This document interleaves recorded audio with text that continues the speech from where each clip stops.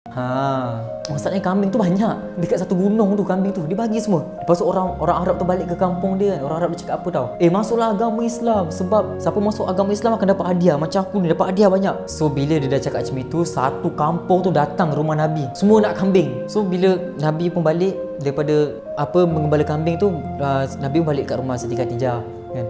Lepas Siti Khadijah tanya, mana kambing tadi? Kambing tadi aku dah bagi dekat orang Arab Badui. Sebab dia masuk Islam, aku hadiahkan kambing ni. Okey, benda pertama aku nak tanya, kalau suami korang, okey lah, macam ni lah kan, suami korang bawa kereta korang pergi Kawas, lepas tu balik jalan kaki, tanya mana kereta? Oh, tadi aku bagi dekat seorang tu, kesian dia tak ada kereta. Mestilah, dah lah kereta satu je, kenapa bagi orang lain? Dah lah hutang bank lagi kan. Tapi ni Khadijah jawab,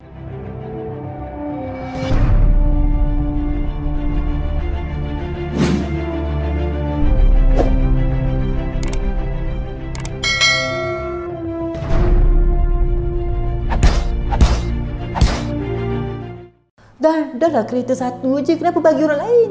Dah lah hutang bank lagi. Tapi ni Khadijah jawab, kalau macam tu besok kita akan bawa lagi kambing yang sama banyak. Kalau ada orang masuk Islam, bagi dia hadiah yang sama macam kambing yang kau bagi tadi tu. Siti Khadijah cakap macam tu, siap nak support lagi kambing bagi dekat orang yang masuk Islam. Itu pasal lah harta Siti Khadijah daripada banyak, makin lama makin sikit dah lama habis demi suami yang tercinta untuk berdakwah. So Nabi ni berdakwah bukan sekadar ajak-ajak mulut je. Siapa nak masuk Islam dia bagi hadiah, support orang ni, sedekah ni, semua tu pakai harta Siti Khadijah. So dalam masa beberapa tahun, harta Siti Khadijah dihabiskan untuk berdakwah, daripada orang kaya sampai jatuh miskin demi agama.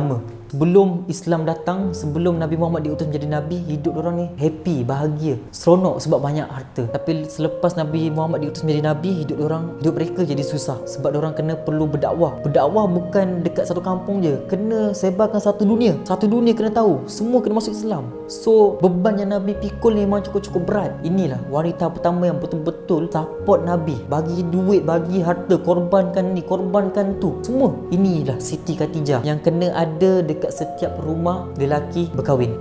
Lelaki berkahwin. Jangan lelaki yang tak berkahwin tapi ada Siti Khadijah dalam tu. Pelik pula kan. So korang nak cari isteri, carilah yang ada sikit macam Siti Khadijah pun tak apalah. Betul. Sebab dia sanggup korbankan seluruhnya untuk kau. Itulah nama baiat cinta tau. So selepas Siti Khadijah dah tak ada harta, Nabi Muhammad pun dah jatuh miskin. Waktu itu tibalah tahun yang orang kata tahun sedih buat Nabi Muhammad SAW. So tak lama pun Siti Khadijah pun jatuh sakit. Sebab waktu tu pun Siti Khadijah pun dah berumur 65 tahun geng. So dah macam sakit tua lah. Dah demam-demam, dah sakit badan semualah kan. So waktu Siti Khadijah sakit tu pun, Siti Khadijah tetap lagi siapkan makanan Nabi, baju Nabi. Nabi balik daripada dakwah, baju kotor Nabi Siti Khadijah tukarkan Nabi, bawa makanan taruh atas meja semua, taruh air bagi Nabi minum kan. Tanya Nabi macam mana dakwah hari ni, siap bagi motivasi dalam keadaan sakit tu guys. Dalam keadaan sakit.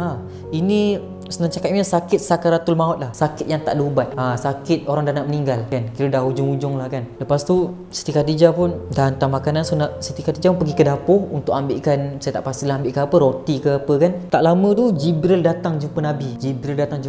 Jibril cakap, Allah kirim salam dekat Siti Khadijah, dan aku pun Jibril kirim salam dekat Siti Khadijah. Kemudian Jibril pergi, Siti Khadijah pula datang.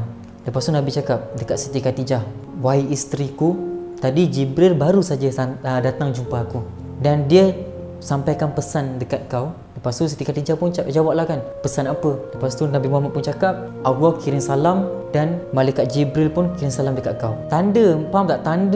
Tanda Allah kirim salam ni maksudnya kan, tanda dia apa tau guys? Tanda Allah kirim salam dekat Siti Khadijah ni, tandanya Allah rindu dekat Siti Khadijah. So Allah nak tarik Siti Khadijah datang dekat Allah. Faham tak? So time tu memang Siti Khadijah dah nak meninggal lah, dah nak wafat dah time tu. So Siti Khadijah pun happy sebab yang kirim salam tu Allah dan malaikat Jibril. Tapi dalam kesukaan tu ada selit sedikit sebanyak rasa sedih. So Siti Khadijah pun dah faham dah, Dia dah faham yang dia akan meninggal tak lama lagi. So bila Allah kirim salam dekat Siti Khadijah ni, Siti Khadijah happy dalam sedih. Sebab dia tahu dia akan pergi, dia akan tinggalkan suami yang tercinta iaitu Nabi Muhammad ni. Dia akan tinggalkan Nabi Muhammad ni. Dia belum habis lagi berjuang untuk demi agama ni. Lepas tu dia dah kena pergi, dia dah kena tinggalkan dunia ni, tak bersama dengan Nabi Muhammad lagi. So memang sedih betul lah waktu tu kan. Memang Siti Khadijah pun sempat menangis, Nabi Muhammad pun sempat menangis sebab Siti Khadijah tak dapat teman Nabi Muhammad SAW sampai ke penghujungnya, sampai ke Islam ni betul-betul berjaya. Siti Khadijah terpaksa pergi. So time tu memang sedih lah kan. Tak lama pun, selang berapa hari, Siti Khadijah pun wafat, meninggal dunia. Waktu Siti Khadijah tu meninggal, memang Nabi memang sedih sangat. Memang nangis.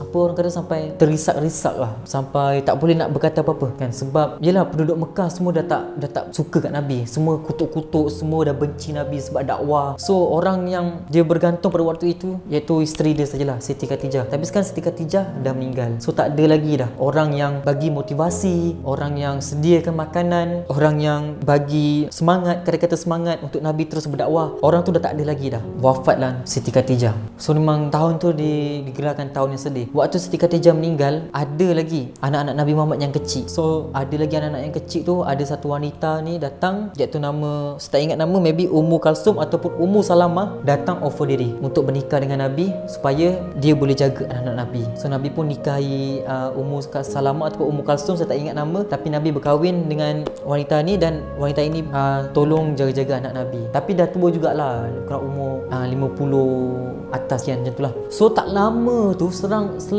beberapa bulan, Abu Talib pula meninggal dunia. Abu Talib, pakcik Nabi, pula meninggal dunia. Dah lah Siti Khadijah baru meninggal. Lepas tu tak lama pun, orang yang selalu backup Nabi, orang yang selalu pertahankan nama Nabi, Abu Talib ni, meninggal dunia pula. So memang tahun tu adalah tahun paling sedih. Tahun paling sedih sebab kehilangan dua insan yang paling Nabi sayang. Pertama, Siti Khadijah, isteri yang paling Nabi sayang. Daripada 9 isteri Nabi, memang Nabi siap cakap lagi dengan Siti Aisyah, isteri yang paling aku sayang adalah isteri aku, Siti Khadijah. Dia ni tak boleh digantikan dengan siapa-siapa. Ni dia cakap dengan isteri dia, isteri Aisyah ni, isteri baru. Nampak betapa cintanya Nabi Muhammad dengan Siti Khadijah ni. Tak lama kemudian, pakcik Nabi pula meninggal. Abu Talib meninggal dunia. So nak pendekkan cerita, Nabi pun terus berdakwah. Jalan ni hidup dan teruskan dakwah tanpa Siti Khadijah, terus sampailah Nabi Muhammad dapat takluki kota Mekah. Itu kira cerita penghujung lah. Sampai Nabi Muhammad dihalau, sampai Nabi Muhammad datang balik ke kota Mekah, iaitu dikenal sebagai Fatwa Mekah, Hari Pembebasan Mekah. Waktu tu pasukan Nabi dah besar. Waktu tu Nabi datang dengan pasukan 10,000 pasukan. Itu selepas berapa tahun? Selepas beberapa tahun selepas Siti Khadijah meninggal, Nabi pun dihalau ke kota Mekah, pergi ke kota Madinah. Kat kota Madinah berjaya dakwah, perang. Sampailah Nabi ada pasukan yang besar datang untuk bebaskan kota Mekah daripada kemusyrikan. Waktu tu Nabi datang dengan 10,000 pasukan, semuanya lengkap, baju perang, kuda, unta, semua komplit. Sampai orang Mekah pun tak percaya ini pasukan Nabi. Banyak 10,000. Kota Mekah kalau susun pasukan pun tak sampai 10,000, paling banyak pun 2,000. Itu pun dekat perang Badar. Perang Badar 1,000 je. Paling banyak pasukan Mekah boleh kumpul. Ini 10,000 geng datang untuk bebaskan kota Mekah. So Nabi datang ni sebagai raja baru. Waktu dulu siapa tak masuk Islam, Nabi balik kena. Nabi dakwah masuk Islam, tak nak. Nabi kena baling tahi, kena baling batu, kaki berdarah, muka berdarah, baju semua kotor waktu tu. Tapi sekarang Nabi datang balik, siapa tolak Islam, siapa melawan, siapa istiharkan yang diri dia perang akan dibunuh. Waktu tu pembebasan kota Mekah. So waktu pembebasan kota Mekah, Nabi masuk Mekah dengan tiada siapa kacau, dan Bilal pertama kali azan di Kaabah. Waktu itu pertama kali azan di Kaabah selepas beberapa tahun Islam dah ada. So tak lama tu, selepas pembebasan kota Mekah, Nabi pun pergi ke makam Siti Khadijah. Okey, semua penduduk Mekah yang keluar daripada kota Mekah dulu, semua balik ke rumah dia orang. Semua dapat rumah masing-masing. Yang ni balik ke rumah dia, Abu Bakar balik ke rumah Abu Bakar, Umar balik ke rumah Umar, lepas tu Zubair balik ke rumah Zubair. Ya, semua orang daripada Mekah, dia orang cuma kena halau keluar daripada kota Mekah, dan dia orang patah balik, masuk balik. So tu kampung dia orang juga. So dia orang ada rumah. Nabi Muhammad pun ada rumah juga dekat kota Mekah. Tapi Nabi Muhammad tak balik. Nabi Muhammad tak balik ke kota Mekah pun. Dia tak balik ke rumah dia. Tapi Nabi Muhammad buat kemah Maha Besar, betul-betul sebelah makam Siti Khatijah. Dan dia tak nak diganggu. Dia tak nak ada orang kacau dia.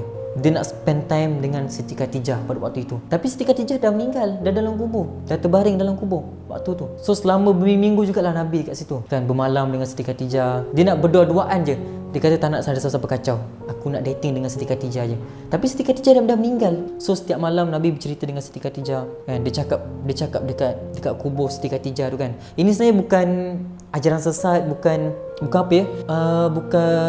Bukan ajaran sesat lah. Sebab apa tau? Sebab kalau contoh kalau dekat Aceh tsunami kan. Kat Aceh tu tsunami dulu tahun 2008. So mayat-mayat mereka ditanam macam tu je. So diorang tak tahu mana satu kubur mak aku, mana satu kubur bapak aku, diorang tak tahu. So diorang dekat tepi kubur tu diorang selalu cakap lah, diorang selalu luahkan perasaan kan. Sama juga yang Nabi buat ni. Dia bukannya berhubungan dengan orang kubur tu, tak. Orang kubur tu tak tahulah dengar ke tak dengar kan. Tapi diorang macam nak cara diorang melepaskan rindu dekat seseorang kan. So Nabi pun dekat kubur Siti Khatijah pun Nabi pun cakap lah kan, kau betul Khatijah, kau betul kan.